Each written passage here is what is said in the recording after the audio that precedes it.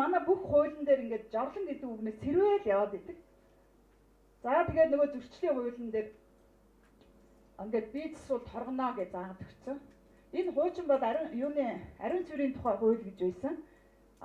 Тэрэн дээр бол 5,000 төгрөгөөр торгоно гэж бичсэн байсан. Энэ одоо шинэ зөрчлийн хуулиар бол 10,000 болсон байлээ. За тэгээд энэтэй холбоотой нэг хөөрхөн онгойг ярьж игээ. Ингээд нэг нийтийн саадан цэцэрлэгт нэг хүн ингээд бие засж исэн гэнэ шээж исэн байна. Тэгэхээр цагдаа хурж ирээд нөгөө хий чинь зогсоогоод та одоо ингээд олон нийтийн газар бие засаад байна. Таныг 5,000 төгрөгөөр торгоно гэсэн байна л. Гэсэн нөгөөч чинь заа гэл ингээд хамаг юм авахч өгч ирсэн аа 10,000 төгрөг гаргаад өгчихнэ. Үгүй тань ахаа 5,000 гэсэн шүү дээ гэсэн чи. Зүгээр би одоо баам. Хүнийг бүр тэгээд торгуулаа өөрчлөн төлтөлн тийг зовоож штэ. Юуг жорлонгийн барьж өгөөгүй тэгсэн бүртээ тарахгүй дайраад идэв. За тэгтэл одоо тэр маань бол одоо яг хэвээрээ зөрчлийн хуулийн дээр мөнгө нь 5,000 байсан чи 10,000 болоод ороод ирсэн. Тэгсэн мөртлөө жорлон хэн барих нь бас л тодорхой. Ийм байдалтай байж байгаа. За тэгээд жорлон гэдэг үгнээс айхгүйгээр хуулинд оруулсан нэг хууль гарч ирсэн. Энэ бол 17 оны 5 сарын 12-нд батлагдсан хог хаягдлын тухай хууль гэж байна. За энэ хуулийн дээр бол жорлон гэдэг нөгөө янз бүрийн өөр үгээр хэлээгүй яг жорлон гэдэг үгээрээ бол орсон хоёрхан заалт энэ ч байж байгаа. За энэ хоёр заалтыг оруулах гэж бол энэ одоо энэ манай нутгийн шийдэл сангийн тэргүүн оюун гэрэл бол нэлээд одоо олон жилийн дай хийсэн. Хог хаягдлын тухай хуулийг санаачилж оруулаад бүр жорлон гэсэн бүхэл бүтэн бүлэг байсан. За тэгээ бүлэг байжсэн чинь нөгөө бүлгийг хасцсан. Яагаад хассан бэ гэсэн чинь төрийн сүлдтэй цаасны дор жорлон гэдэг үг орох гэдэг. За ингэж хэлээ хассан. Тэгээд нөгөөч чинь гүй жорлон гэдэг үгийг оруулнаа гэж тэмцээр баг энэ хоёр заалтыг нууж байгаа батлуулсан. За тэгээ оюун гэрлэр нь яагаад жорлон гэдэг үгийг тайртай болоод жорлон гэдгийг оруулах гэдсэн гэж бодож байна. Тэр бусад ариун цэврийн байгууламж, төвлөрсөн бус ариун цэврийн байгууламж, ариун цэврийн өрөө гой үг байж тээ. Яагаад тэр гой үгнүүдээр оруулахгүй энэ жорлон гэж оруулах гэж зүтгээдсэн гэж бодож байна.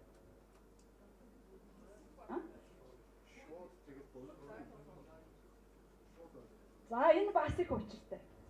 Яасан бэ гэсэн чинь хашир соёл спорт аял жуулчлалын сайд болжээ. За тэгээд сайд болсон чинь сангийн яамнаас тэгээд хуулийн дээр байгаа үг бүсгэн дээр л мөнгө өгд юм байна л та. За танаа дээр бол музей байна уу? Байна. Музейн чинь мөнгө төлөвлөе. Одоо юу байна уу? Тэ?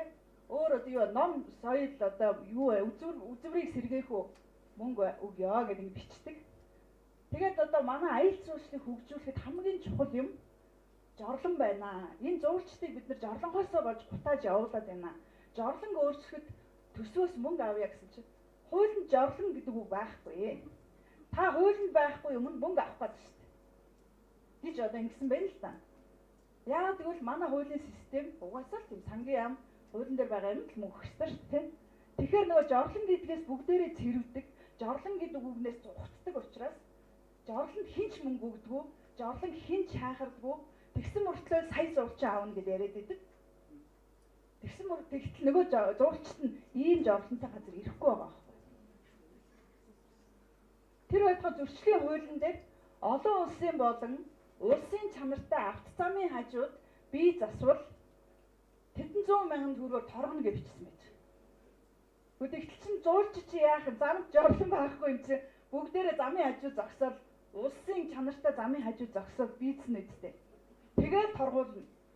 Нөгөө зуурчтай торгуулахын тулд нөгөө компани торгуулаад явдаг. Ийм сонирхолтой үзэгдэл байдаг. За тэгээд та бүхэн одоо жорлонгийн хувьсгалыг цаашаа үргэлжлүүлээд яг өөрсдөө бодит өөрчлөлт хийхэд нөгөө нэг тэмцэж оруулсан энэ жорлон гэдэг үгтэй хуулийн энэ хоёр заалт бол бараг нөгөө судар шиг чэйжлэх хэрэгтэй. Яагаад гэвэл энэ хоёр заалтаар бол хэдий хоёрхан ч гэсэн маш чухал заалтуудыг зохицуулж өгсөн байна. За нэгдүгээрт нь бол одоо аймаг нийслэл дүүрэг хотын иргэдийн хурал нутаг дэвсгэрийнхээ хэмжээнд хөрс бохирдуулагч жорлонгийн тог үе шаттайгаар бууруулах арга хэмжээ авч шаардлагадах зардлыг шийдвэрлэнэ гэж байгаа гэсэн. Хэрвээ та бүхэн өөрийнхөө хороонд, өөрийнхөө багт, өөрийнхөө одоо дүүрэгт амьдарч байгаа орчиндөө жорлон өөрчлөё гэж шийдэх юм бол тухайн одоо засаглаж байгаа орон нутгийн удирдлагуудтай хамдаад танах энэ 18 оны төлөвлөгөөндөө одоо энэ нутаг хороон дээр байгаа нийт 50000 жорлонгийн хэдийн бууруулахаар төлөвлөсөн юм бэ? Тэр нь хэдэн төгрөг зарах гэж байгаа юм бэ? Тэрэнд чинь би хамрагдъя. Манай гудамж хамрагдъя гэж ярьж болох нь шүү дээ. Тэгэхээр энэ бол жил болгон бууруулна гэдэг ийм заалт орж ирсэн. За 18 онд 5% бууруулсан юм бол 19 онд хэдэн хувь бууруулах юм? 20 онд хэдэн хувь бууруулах юм? Ингэж явсаар гад нөгөө байнь байсаар бүх дэлхийг эзлэх октябрь гэдэг шиг байнь байсаар хизээ дуусгах юм бэ манай гудамжийг гэдэг асуултыг асуух эрхийг та бүхэнд энэ хууль олгож өгсөн. За дээрэс нь мөн аж ахуйн нэгж байгууллага хөрс бохирдуулагч нөхөн жорлонг 17 оны 5 сарын 12-наас хойш байгуулахыг хоригдсон. Өөрөөр хэлбэл шугдлаа компани одоо өөр нэг ямар нэгэн газарт хэрвээ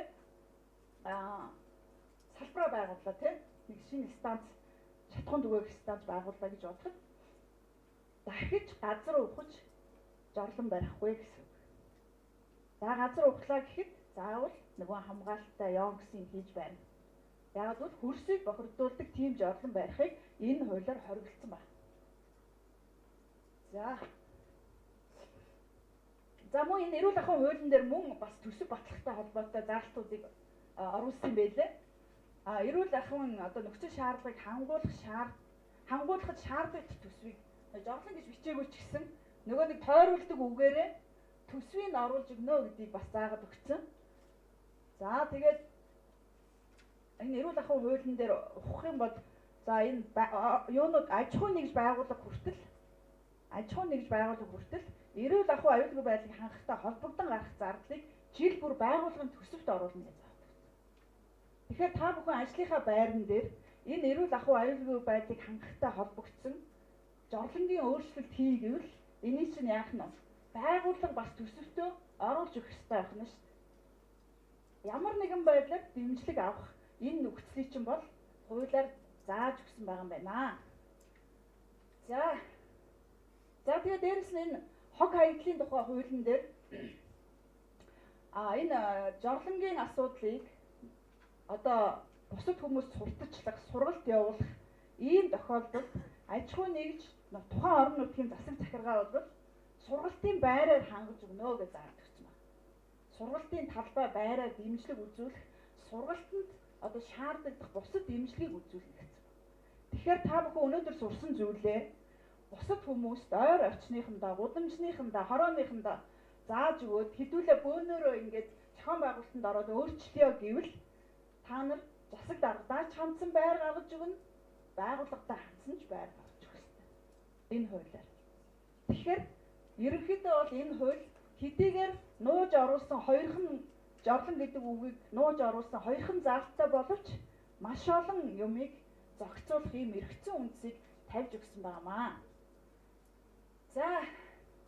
За тэгээд түрүү нөгөө хэлсэнтэй 3 сайхныхан яагаад одоо юунд орсон тухай гэх тийм. Монгол улсын одоо 3 сайханд яасан бэ гэхээр төрүүлээ том жорлонгоо шийдийгээд шийдсэн байна тийм. За сумынхаа хэмжээнд цэвэрлэх байгууламжаа барьчихъя. Энэ бол манай сумын том жорлон. Тийм ээ. За ингээд том жорлонгоо барьъя цэвэрлэх байгууламж барьсан. За ингээд барих гад нөгөө Монгол улсын ямар хууль зөвгөн байдаг ингээд үтсэн чинь 50-аад оны үед батлагдсан одоо цэвэрлэх байгууламжийн хууль. Энэ манай Улаанбаатарын цэвэрлэх байгууламжийг барих үед батлсан юм шиг байгаа юм л да. Тэр цэвэрлэх байгууламжийн стандарт нь 50-аад оны үеийн. За тэгэхээр тэр стандартаар хийх юм бол 50 тэрбум төгрөг болохоор байсан. 50 тэрбум төгрөг. Нөгөө нэг Оросын хуучин технологиор тэгээд цемент мемдэр нүдээд л хэвээр нэг аимшиг хийх нь шүү дээ, тийм 50 тэрбум төгрөг. За тэгсэн чинь Эрдэнэ бүрэн болохоор 3 сайхныхан хүмүүсийнхээ хандивар хийсэн учраас цент болгоно нь үнэтэй тийм ээ. Тэгээд 5 тэрбумаар хийсэн чи буруутж байгаа байхгүй. Яагаад гэвэл стандарт зөрчсөн байхгүй. Тэр мөнгө хэмэлсэн надад падлын байхгүй. Та энэ цаасан дээр бичсэн имийг зөрчсөн байна шүү дээ гэд загнаад байгаа байхгүй зөвхөн өмнө. Тэгэхээр энэ стандарт манай улсын стандартын түвшин бол ийм байдалтай байна.